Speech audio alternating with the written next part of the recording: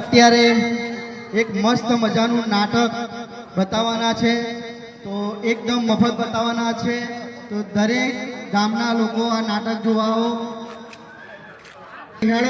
જોવાની મજા આવશે।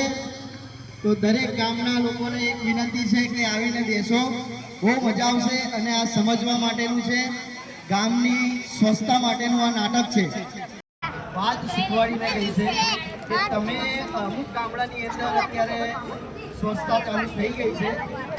શહેરોમાં તો નગરપાલિકાની ગાડી આવે છે, પણ હવે ધીમે ધીમે ગામડાઓમાં પણ રિક્ષા કે કંઈ પણ તમારે જે પણ લાગતી હોય સમિતિ ત્યાંથી તમારે સગવડ થઈ જશે। તો તમારે ભીના કચરાની ડોલ અને સૂકા કચરાની ડોલ